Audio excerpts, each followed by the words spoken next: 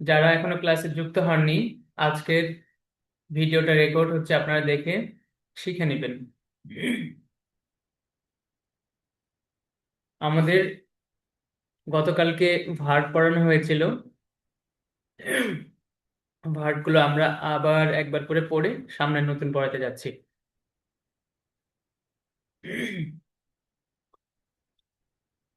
ইট, ইএইটি, ইট, ইট মানে খাওয়া। Drink, drink মানে পান করা। রিড, রিড মানে পড়া। রাইট, রাইট মানে লেখা। বাই, বাই মানে কেনা। সেল, সেল মানে বিক্রি করা। গিভ, গিভ মানে দেওয়া। টেক, টেক মানে নেওয়া। মেক, মেক মানে তৈরি করা। ব্রেক, ব্রেক মানে ভাঙা। বিল্ড, বিল্ড, বিল্ড মানে নির্মাণ করা। ডিস্ট্রয়, ডিস্ট্রয় ধ্বংস করা। লার্ন, লার্ন শেখা। টিচ, টিচ শিক্ষা দেওয়া। বিট, বিট মানে মারা। ফরগিভ, ফরগিভ ক্ষমা করা। যদি এখানে আমরা শুধু গিভ বলি, গিভ মানে দেওয়া। আর ফরগিভ যদি হয়, অর্থাৎ শুরুতে যদি গিভের শুরুতে ফর যদি যুক্ত হয়, তাহলে সেখানে হবে ক্ষমা করা। গো, গো, গো মানে যাওয়া। খাম, খাম, খাম মানে আসা। স্ট্যান্ড, স্ট্যান্ড মানে দাঁড়ানো। সিট, সিট মানে বসা। ডু, ডু, ডু মানে করা। স্টপ, স্টপ মানে থামা। উইন, জয়লাভ করা। উইন জয়লাভ করা। লুজ, লুজ, লুজ মানে হারা। আচ্ছা, এরপরে খেয়াল করুন। প্লে, প্লে, প্লে মানে খেলা। প্লে মানে খেলা। স্টাডি, স্টাডি অধ্যয়ন করা। স্টাডি অধ্যয়ন করা। ওপেন, ওপেন খোলা। ক্লোজ, ক্লোজ বন্ধ করা। আস্ক, আস্ক প্রশ্ন করা। অ্যান্সার, অ্যান্সার উত্তর দেওয়া। হেল্প, হেল্প সাহায্য করা। সেখান থেকেই আমরা বলে থাকি ক্যান আই হেল্প ইউ, অর্থাৎ আমি কি তোমাকে সাহায্য করতে পারি বা সহযোগিতা করতে পারি। তো হেল্প মানে হলো সাহায্য করা।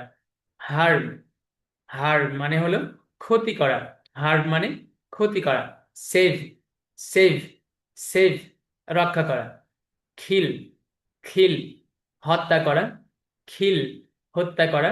লাইক, লাইক পছন্দ করা। লাইক মানে পছন্দ করা। হেট, হেট ঘৃণা করা। ক্রাই, ক্রাই কাদা।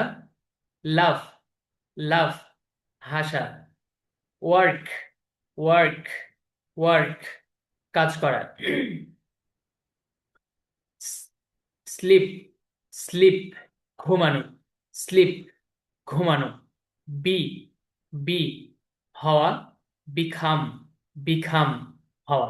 এখানে বি মানেও হওয়া, বিখাম মানেও হওয়া। যেমন আমরা বলে থাকি I will be a teacher, I will be a teacher আমি একজন শিক্ষক হব। এই যে বি আ টিচার, বি, এই বি বললাম, বি শব্দের অর্থ মানে হওয়া। এরপরে আবার আমি যদি এটাও বলি I will become a teacher, এটাও হবে। দুইটাই একই অর্থ, বি বা বিকাম। আর যদি শুধু খাম হয় তাহলে সেখানে অর্থ হবে আশা। খাম মানে আশা। আমরা সেখান থেকে বলে থাকি কাম হিয়ার, কাম হিয়ার এদিকে আসো। আচ্ছা, এরপরে খেয়াল করুন। ওয়াক, ওয়াক, ওয়াক মানে হাঁটা।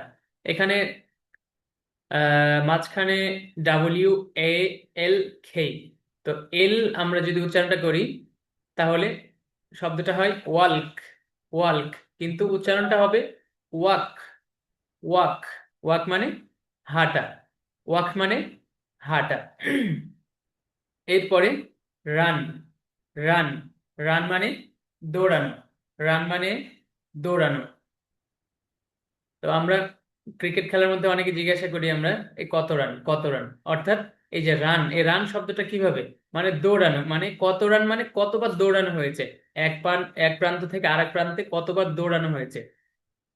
তো এইভাবেই আমরা মনে করি যে বাংলা অনেক কিছুই বাংলায় ব্যবহার করি, কিন্তু আসলে সেগুলো বাংলা না, ইংলিশ। তো এই জন্য বিশেষ করে বাংলা ভাষায় এবং সাধারণ বর্তমানে আমরা অনেক শব্দ ইউজ করে থাকি বাংলার মধ্যে, যেগুলো ইংলিশ। তো সেই দিক থেকে আমাদের ইংলিশ শেখাটা আরো সহজ হবে ইনশাল্লাহ, আশা করছি। আমাদের শুধু একটু খেয়াল করতে হবে। এই যে যেমন রান, এখানে শব্দ অর্থ দেওয়া আছে রান, কিন্তু এই রান বা এরকম টাইপের আরো অনেক শব্দ আমরা জানি আগে থেকেই, শুধু আমরা খেয়াল করিনি এতদিন। এই কারণে হয়তো বা এটা যে ইংলিশ শব্দ বা এরকম কোনো কিছু আমরা আমাদের মাথায় আসেনি। তো আজকে থেকে আমরা খেয়াল করবো ইনশাল্লাহ, যেগুলো ইংলিশ শব্দ সেগুলো আমরা একটু খেয়াল করব, যেগুলো বাংলায় ব্যবহার হয় সেগুলো যেন ইংলিশের ক্ষেত্রে যখন আমরা কথা বলতে যাব সেগুলো যেন ব্যবহার করতে পারি। আচ্ছা, তাহলে আমাদের এই পর্যন্ত ছিল ওয়ার্ড বা ভার্ব। আচ্ছা, এখন এখানে একটা নতুন বিষয়, সেটা হলো টেন্স ওয়ানে এখানে নতুন একটা জিনিস আমরা শিখবো আজকে। আরবি যারা বোঝে তাদের জন্য এখানে বা ব্র্যাকেটে দেওয়া আছে আল জুমলাতুল ফেলিয়া, তবে আমরা আরবির প্রয়োজন নাই আপাতত, আমরা ইংলিশটাই বুঝি টেন্স ওয়ান। তো এখানে কাল, হ্যাঁ আমরা যে কাল অর্থাৎ আমরা বর্তমানে একটা কালে বসবাস করছি, বর্তমান কালে আমি বলছি এটা বর্তমান। আর আমি যে 2 মিনিট আগে বললাম সেটা অতীত, আবার 2 মিনিট পরে যেটা বলবো সেটা হচ্ছে ভবিষ্যৎ। তাহলে কাল 3 প্রকার, 3 ধরনের কাল হয়: অতীত, বর্তমান, ভবিষ্যৎ। তো ইংলিশের ক্ষেত্রেও এই তিনটা আমরা কিভাবে বলবো? Present, past, future. Present, past, future. অর্থাৎ প্রেজেন্ট বর্তমানকাল, পাস্ট অতীতকাল, ফিউচার ভবিষ্যৎকাল। তো ফিউচারে কোনো কিছু যখন আমরা বোঝাবো, ভবিষ্যতে যখন কোনো কিছু বোঝাবো, যেমন উম মনে ধরুন আমি খাবো, তাহলে আমার এই খাওয়াটা আমি কখন খাবো? আমি ভবিষ্যতে খাবো, সামনে খাবো, আমি এখনো খাইনি বা বর্তমানে খাচ্ছি না, আমি ভবিষ্যতে খাবো। তো যখন ভবিষ্যতের কোনো জিনিস আমি বোঝাবো, তখন সেখানে উইল, WILL, উইল, এই উইল শব্দটা যুক্ত হবে। উইল শব্দটা যুক্ত হবে। উইল মানেই হচ্ছে ভবিষ্যৎ, আপনাকে বোঝাবে যে আপনি ভবিষ্যতে কোনো কিছু করতে চাচ্ছেন। যেমন উদাহরণ দিলে আর একটু সহজ হবে আমাদের বিষয়টা, আই উইল ইট। প্রথম যে সেন্টেন্সটা সেটা হচ্ছে আই উইল ইট, আমি খাবো। ইট এই শব্দটা আমরা আগে পড়েছি, মানে হলো খাওয়া, ইট মানে খাওয়া। তো এখন এই ইটের সাথে যদি উইলটা যুক্ত করি তাহলে আমি খাবো, অর্থাৎ ভবিষ্যতে খাবো, ফিউচারে খাবো। আমি এখন খাচ্ছি না বা অতীতে খাইনি, পাস্টে খাইনি, আমি ফিউচারে খাবো। তাহলে আই উইল ইট, আমি খাবো। আই উইল গো, আমি যাব, অর্থাৎ ভবিষ্যতে যাব। আই উইল গো, আমি যাব। আই উইল রিড, আমি পড়বো। আই উইল রিড, আমি পড়বো। আই উইল প্লে, আমি খেলবো। আই উইল প্লে, আমি খেলবো। তো যে কোনো ব্যাপার আমরা যখন ভবিষ্যতে ফিউচারে যখন বোঝাবো তখন সেখানে উইল নিয়ে আসবো। তেমনি ভাবে আমরা 4টা সেন্টেন্স পড়লাম, সেটা হচ্ছে আই দিয়ে, প্রোনাউন আই দিয়ে। এখন আই এর জায়গায় অন্য যে কোনো প্রোনাউন আপনি বসাতে পারেন। যেমন ধরুন এই যে নিচে দেওয়া আছে আমাদের এখানে ইউ, এই যে দেওয়া আছে ইউ, ইউ উইল ইট, তুমি খাবে। ইউ উইল ইট, তুমি খাবে। ইউ উইল গো, তুমি যাবে। ইউ উইল রিড, তুমি পড়বে। ইউ উইল প্লে, তুমি খেলবে। হি উইল ইট, সে খাবে। হি মানে আমরা পড়েছিলাম, হি মানে সে, হি মানে সে। হি উইল ইট, সে খাবে। হি উইল গো, সে যাবে। হি উইল রিড, সে পড়বে। হি উইল রিড, সে পড়বে। হি উইল প্লে, সে খেলবে। হি উইল প্লে, সে খেলবে। আচ্ছা, এগুলো আমরা বললাম প্রোনাউন বা সর্বনাম। এই সর্বনাম দিয়ে এখন যদি সরাসরি কারো নাম যদি নিয়ে আসি আমরা এখানে, সে, তুমি, আমি, এগুলোর জায়গায় যদি বলি যে সে যে আমি বোঝাচ্ছি রাশেদকে বোঝাচ্ছি বা খালেদকে বোঝাচ্ছি বা যে কোনো একজন মানুষকে বোঝাচ্ছি, এখন ওই সরাসরি ওই মানুষটার নাম যদি উল্লেখ করতে চাই তাহলে কিভাবে বলবো?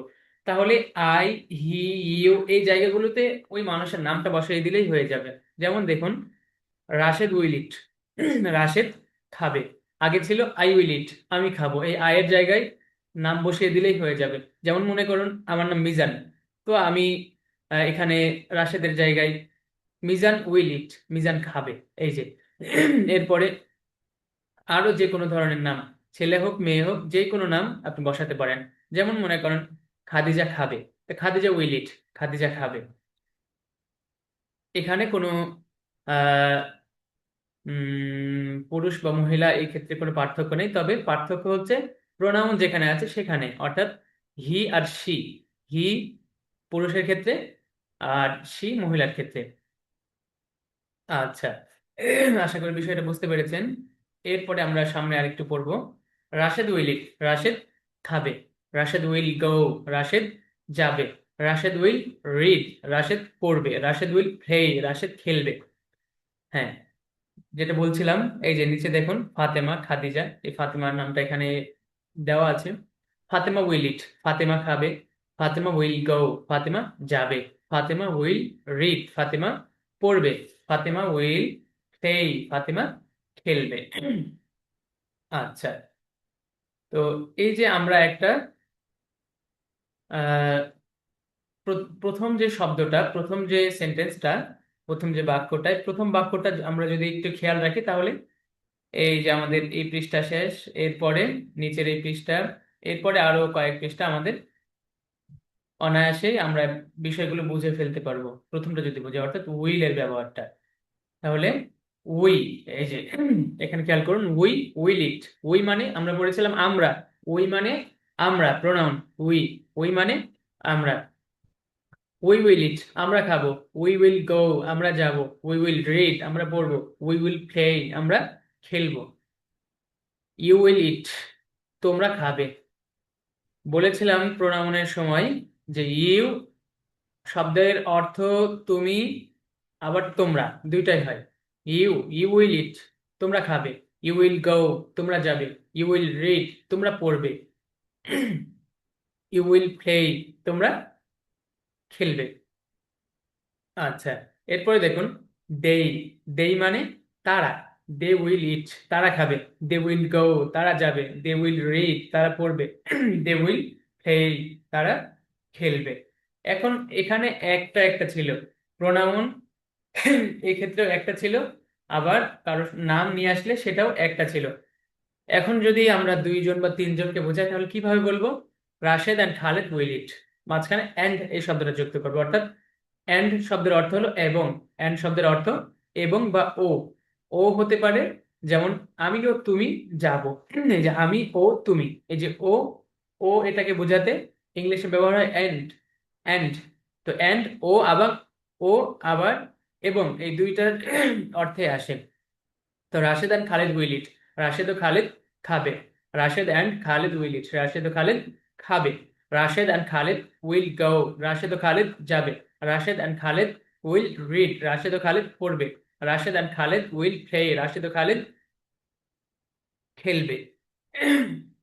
আচ্ছা, এরপরে দেখুন ফাতেমা অ্যান্ড খাদিজা উইল ইট, ফাতিমা ও খাদিজা খাবে। Fatema and Khadija will go, Fatima ও খাদিজা যাবে। Fatema and Khadija will read, Fatima ও খাদিজা পড়বে। Fatema and Khadija will play, Fatima ও খাদিজা খেলবে। আচ্ছা, এরপরে আমাদের নিচে আছে টুমরোজ প্ল্যান। টুমরোজ প্ল্যান আগামীকালকের পরিকল্পনা।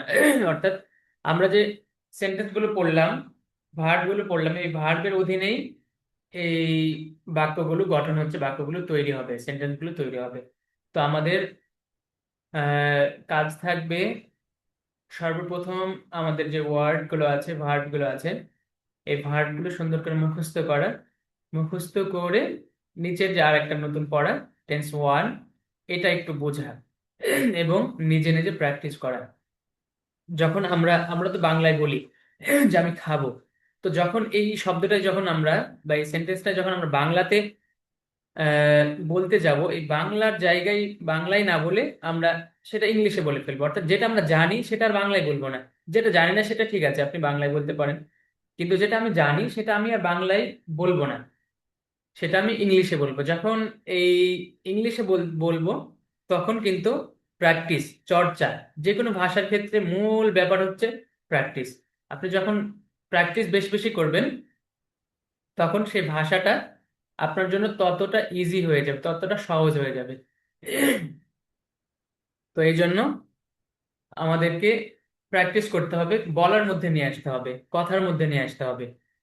এরপরে আমি কোথাও যাচ্ছি, তো কেউ আমাকে জিজ্ঞাসা করলো তুমি কি কোথাও যাচ্ছ?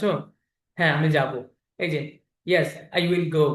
হ্যাঁ আমি যাব এই কথাটা না বলে আমি বললাম ইয়েস আই উইল গো।